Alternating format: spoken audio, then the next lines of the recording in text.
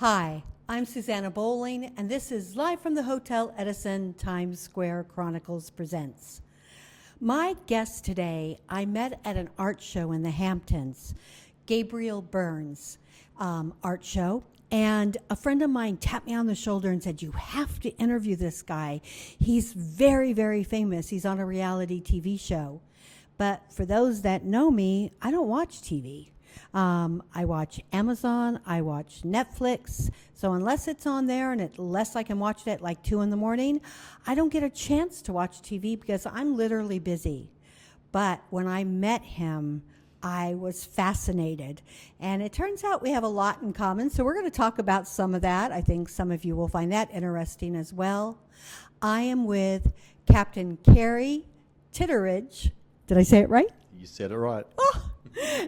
From Below Deck. Kerry, how did you start in the reality TV show world? It was an accident. It was nothing I ever looked forward to doing as far as had any inspiration. Other than maybe doing The Amazing Race. It looked like it would be some fun.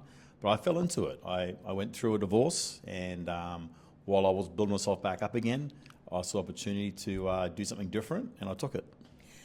Was there an audition looking for a captain? Is that how you came about this? And were you a captain first? Oh yes. I am a captain. I'm not an actor. There's no acting at all involved, other than me trying to be more calm. That's the only acting that goes on. So the process was that I applied for the job, and at the time it was around COVID, so there was no in-person meeting. Oh yeah, everything was through Zoom. Everything was through Zoom, and I actually used the soft filters of the Zoom call. Hey, I'm a big fan of Persona. Huge fan, for those who don't know. So when I actually finally met the people, it was in Norway, and their first response was, "You look a little different on camera." And you're like, yeah. Yes. As I put it, Persona is the poor man's facelift. Aha. And if you don't have money, hey, Persona. I love it. So why not? I love it. Two people I dated, you actually probably know of. Yes. The first one was Vin Martin. Mm-hmm. Did you ever know who that was? I do not Beau know. Repair Tires. That's right. You did tell me that. Yes. Yeah. Yes. Some girl Yes. married a cardboard cutout of him. Hilarious. Yes. Very, very famous in Australia. Yes. But the other person I dated was Reed Stowe, the guy that did 1,000 days nonstop at sea on a boat. Wow. And then So you were dating him for the 1,000 days he wasn't around? I was dating, no. What a perfect Yes, relationship. Absolutely. Yes. No, he left me for the 18-year-old who got pregnant on the boat, and Australia had to come rescue her. No way. Yes, way. So Wow. after Australia, he did the rest of the journey by himself because Australia had to rescue the girl. No way. I do vaguely remember this now. Yeah. That is crazy. Yeah, I lived with a guy. What can I say? I lost my brain. But I actually lived on a 70-foot gaff rig schooner for 2-3 years. Wow. How was that? Great, except for the guy. tends to be like you boats and guys don't work as a good triangle, so hopefully we can work something out. Yeah, hopefully. What would you like to accomplish now that you're getting semi-famous, if not very famous? Doing things bigger than me is what it's about. And I never thought I'd have this opportunity to do this. And to be totally honest, I never actually reached for it. But being in a position where people look up to you, it creates influence. And, Yes. I get the spotlight and I turn it from myself and I turn it on to much bigger things. So I'm a huge advocate for mental health. That's a big thing for me. My last full-time captain's job is when I caught my wife cheating on me, and it just devastated me. Oh, and wow. I went from being on top of the world to being as low as you could possibly can. And people see me today in this fantastic position, having a great job, beautiful family, nice toys, and I seem to make all the right calls. And it hasn't always been that way. So I want to be there for people to look up to see there is a way out when they don't think they can. No, I love the fact that you're willing to admit this. I think that part of the problem with this world is we're not willing to admit our mistakes. Mm-hmm. And God knows I make enough of them. That's why I keep all the flaws in the podcast, because Mm-hmm. this world is not perfect. We are not perfect. Some of us get thrown into fame, some of us don't. I mean, people tell me I'm famous, and I think that's hilarious Yes, because yes. I don't think I am. But now you're also taking the runway by storm. Yes, that again. So that talk is- about that. That is something, again, never, New York Fashion Week.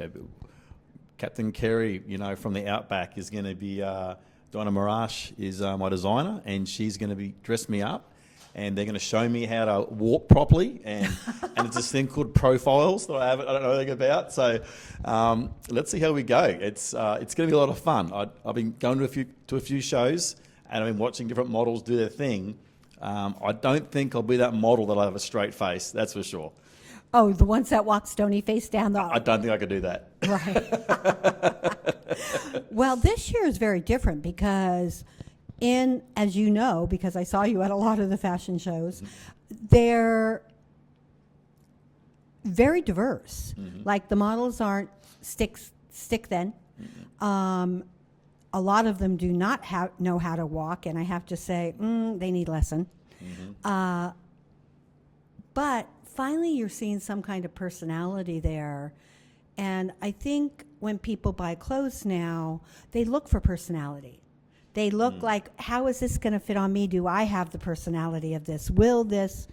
In a strange way, clothes give you a personality, like how you have them on. No, 100%. If you feel good in what you're wearing, is what it's all about. But if you can relate to who's wearing the product, that's got to help. Absolutely.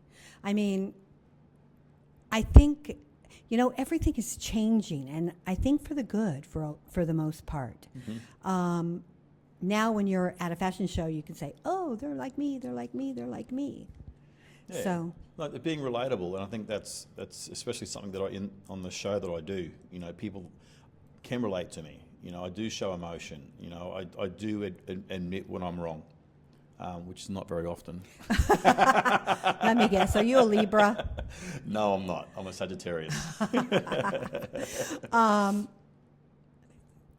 Is there a love life for you on Below the Deck? Well, there's. So I've heard. Yeah, there is definitely a love life. Yes, there is. Is this a good thing to talk about or not? I've been quite open about my relationships in the past, but I've been dating for quite a few years now. So I'm a very authentic person to those who are around me and those I love. Tell us about your daughter, because I met your adorable daughter at Marlin Brinton. Yes, Shay. She's amazing. She's 13. She's going through a change of life where, there's more days she doesn't want to hug me than there are the days that she does. And I'm okay with that. I like seeing the change in my daughter, seeing her grow. And she'd never been to New York before. Is she still here? No. So I flew up. It was quite funny. I was here for a few days. Then I flew home for 2 days, picked up my daughter, brought her up for 2 days, then flew back again, and now I'm here. Well, in case people can't tell by your accent, where is home? It's the deep south. It's a little place called Australia. Where in Australia, though? I grew up in the middle of Queensland, Okay. central Queensland. So in Australia, we call it the sticks. In the States, you probably call it the Outback. Oh, yeah. Yes. So did you get to play with the koalas? We don't play with koalas. What about kangaroos? Well, they run away from you. And social media right now is showing them box on and so forth, but that's not general. Most animals in the wild, they run away. No, I want to cuddle. Yeah, well, if you go to Australia, there are zoos there, and you get to have a bit of a hug. Oh, really? But you can't? They don't In the wild. cuddle normally? No, can you imagine trying to cuddle a deer? Yes, I can. I've done it. In the wild? Yes, I have. Oh, wow. That's amazing. I'm very brave when it comes, well, except for certain animals. But I'm very brave when it comes to the ones that are fuzzy and gentle and docile. We've got plenty of those in Australia. But the thing about a koala bear, well, it's not a bear, the thing about a koala is it's a very heavy animal. Like you look at it, it looks soft and fluffy, but heavy. Really? Wow. You're also about to do a podcast. Yes. I'm going to start my own podcast next month. We're still working on the correct name for it. It's it'll be the Captain Kerry Show of some form. So anyone out there who's got some ideas, I'd love to hear it. What will you be discussing on this show? Boy, I'm big in mental health. I'm very big into the charitable work. I like to hear people's stories on where they've grown. I have a mantra where I like to hear people's advice because I won't live long enough to make all the mistakes myself. So I think it's important for us to share our failures. Oh, absolutely. And how we can all improve. I'm a big believer in that. What's the best advice you've ever been given? Ooh. Breathe. Breathe? Always. Yeah. The logical thing to do in this Well, life. it's cool, but no, more importantly is when you're about to make a decision on something, Right. don't make it with emotion. Oh, true. Whether you're excited or whether you're stressed, take a deep breath. That's actually really decide. smart. That's something I need to do, as Magda will tell you. yeah, breathe and then sleep on it. They're the two big things. What would you like to see happen in charities where people can give more and do more? I always thought that it would be really great if we all got to pick a charity, because I don't think everybody's heart goes to the same charity, but I think that we all need to pick one and stay there and become a community with it and become interactive with it. So what would you do?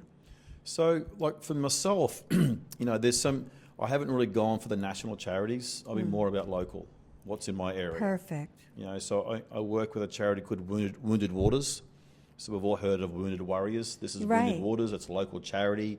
It's vet run, and it's all about looking after our first responders and our vets with PTSD and get them out fishing.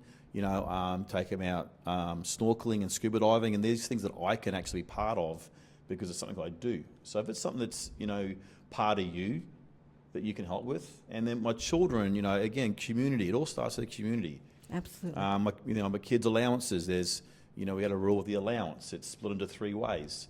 You have to make a donation, so we put it in we use cups, and you have to save more than you spent. So I think it starts from a young age on giving back and being responsible with your money. You need to meet my friend Craig Horsley, who's in Dubai right now, but he's coming back. He just wrote a book where animals, these 2 kids have been given $5, and these animals tell them where to spend it and what to do with it. And one of them is charity, one of them is savings. I forget what the other ones are, but it's such a brilliant book because we are not taught this in our lives at all. Yeah, well, some things that we learn how to teach our children is how we were taught, and our parents did the best they could. And some things are like breaking the chain, and that's one thing I learned through divorce was, my dad was in the military. He travelled a lot. Mum was just a homemaker. And when Dad got home from where he was at, we got in trouble. Mum banked all the stuff we done wrong, right? And you're like, and Mum, where is that book? And Mum was the nurturer, and Dad was the authority. And without thinking about it, I did the same thing. I'd be away on the yacht, and my wife would call me on FaceTime and speak to your kid, and I'd be like this at them. And then divorce taught me that I actually can be there for my kids too, emotionally and compassionate. Absolutely. So I feel like a phoenix out of all this, as I got to see a part of me that I may never have ever seen if I never went through divorce. So divorce actually was rather good for you. Very, very good for me. I mean, it was. I've come so far. I am. I'm not saying I was all that bad before. Right. And I'm not saying I'm all that great now, but it gave me awareness. And without awareness, you can't grow. I love that. I think that we have to become accountable. Yes. For our actions, for our thoughts. When you said Wounded Waters, I thought it had to do with healing the waters. Okay. Because I was good friends with Mitsuru Emoto. And the way that he did this experiment, which is my favorite thing in the world, that he took 3 plants and each one were the same. They had the same water, the same soil, the same everything. But to one plant, he told them how great they were. Mm-hmm. To one plant, he ignored them. And the other plant, he told them how bad they were. And when they grew up, the plants grew at normal speed. But once they got to a certain point, the ones that were told they were good grew, flourished, did everything. The ones that were bad, they wilted. But the ones that were ignored, they were hollow. So then he did it with, what if I write it on pieces of paper? The same thing happened. What if I do it in just thought? And the same thing happened. And considering that our bodies are made up of how much water? That when you think of that experiment and you think of, first of all, speaking, then bad-mouthing, or then just ignoring, the reaction that a body would have. Yeah, I mean, it's interesting that, tell us about that. In my own life, thoughts are powerful. Yes, very. All right, and the way you think and feel about people. Even like my daughter, she may be doing a lot of negative things right now, and I don't focus on that. Yeah, no. It doesn't mean you don't have boundaries, Right, and you don't of hold course. people accountable for things. And that's and it's not. And my daughter, she's a young, beautiful, smart woman, and I bang on about her intelligence. That's that's the main drive. And when my kids do well, it's not about an attaboy. It's more, how does it make you feel, so they can own the space. That they don't need an attaboy. Not saying they don't get one, but that's not the focus. That's beautiful. What would you like our audiences to know about you that I haven't asked you? Oh, I don't know. That's an interesting question. I think I've pointed out the things that are important to me, and that I don't know. But has there ever been anything that you've wanted to say, but no one's given you the platform to do it?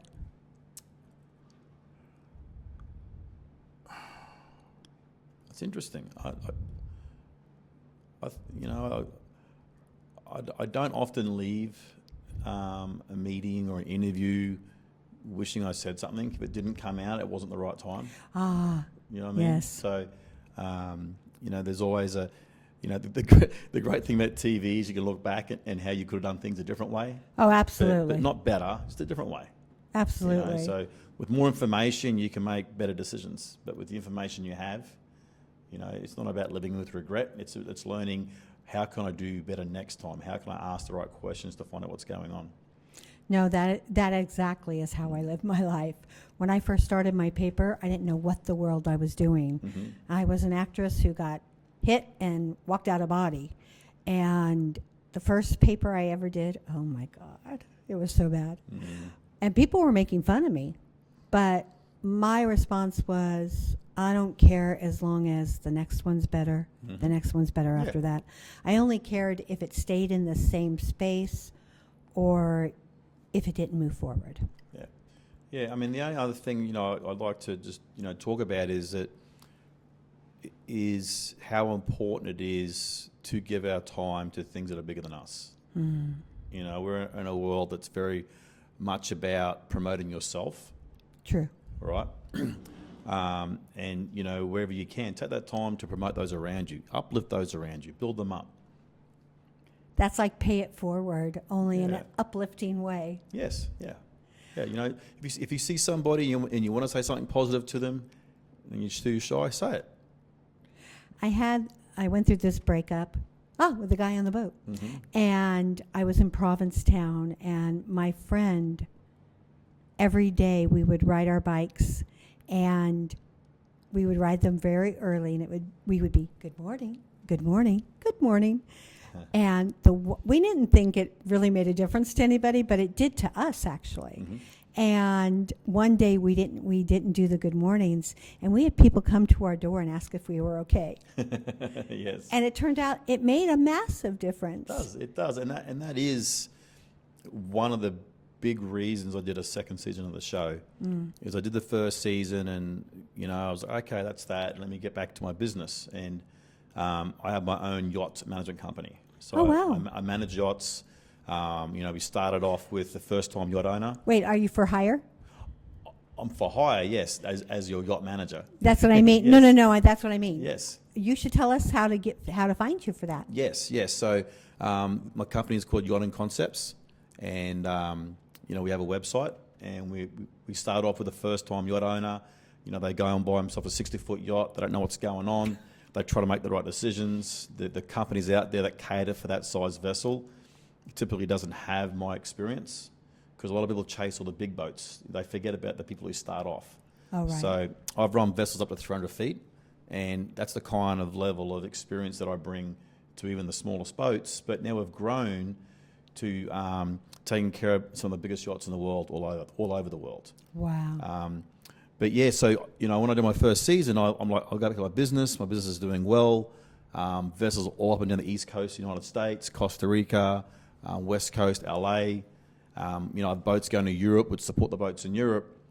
But then I'm going through my Instagram, and I wasn't in social media, but because of the show I did. Right. And somebody followed me, and I went to their page, and I liked 3 or 4 pictures. And they just exploded with joy. And all it took was 3 thumb presses, right?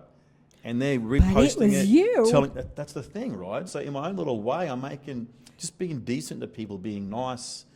Someone stops me for a picture, or they come and say hello, and they're nervous, and I say, "Do you want a picture?"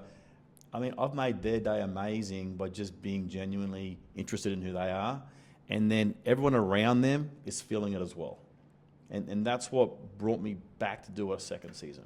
Are you going to do a third? So I've done 3 now.